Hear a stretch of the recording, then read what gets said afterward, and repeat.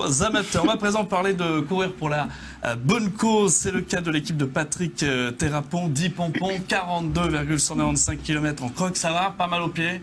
C'est parfait, nickel. Tout roule. Combien à l'arrivée de votre association qui ont fait le marathon? Ils étaient combien au départ? On était 46 au départ, entre le marathon, le semi-marathon, le marathon relais. Et on a eu 2 abandons, donc une par épuisement. Et puis vu qu'on a eu des joueurs du Mérin basket handi-bike qui sont venus, on en a un qui a cassé sa chaise sur le parcours, qui a dû abandonner. Sinon 44 personnes à l'arrivée et une personne avec des cloques, je crois. Tout le reste, parfait.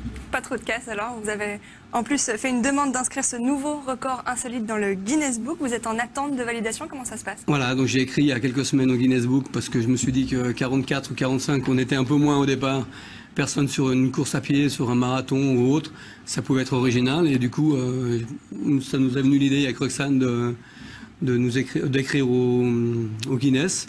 Ils veulent des preuves, donc ils ont pris la démarche en compte. Et il faut que je leur envoie les résultats, des photos.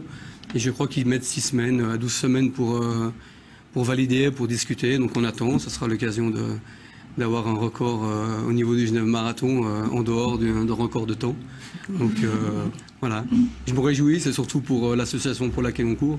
Donc je me réjouis. Et puis l'année prochaine, tous ceux qui ont commencé les crocs et la course à pied cette année, ils veulent déjà remettre ça, soit sur un semi, sur un marathon. Pour croire que les crocs, c'est pas si mauvais que ça. On va pas parler médecine, mais au niveau du sport, les gens étaient contents. En tout cas, ils sont motivés. Et pour parler d'une belle association pour l'aide à l'enfant greffé, Roxane, dites-nous un petit peu plus. Qu'est-ce qui vous a donné envie de vous impliquer dans ce projet? Alors moi, je travaille à l'hôpital des enfants à Genève.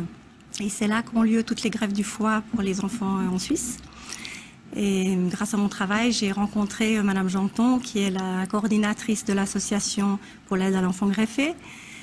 Et donc son association met à disposition des appartements pour permettre aux parents qui restent à Genève de 1 à 3 mois pendant le temps d'hospitalisation de leurs enfants pendant la greffe, suite à la greffe. Et elle va permettre à ses parents et ses familles d'avoir des bonnes conditions pour être auprès de leur enfant tout proche. Alors vous avez 2500 francs l'année dernière, là rapidement, est-ce que vous visez bien sûr le double, 5000 de récolte de fonds? Je vise beaucoup plus, c'est le minimum, c'est le double. Après, effectivement, il y a l'argent par rapport à l'association, il y a surtout aussi une aide même matérielle, parce qu'on fait aussi appel aux entreprises. Les appartements, en fait, elles gèrent des appartements. On peut avoir un problème d'électroménager, d'électricité, de peinture, tout matériel. Donc s'il y a des entreprises qui se manifestent, c'est pas forcément des dons financiers, c'est aussi des dons en matériel, en heures. Donc pas de souci.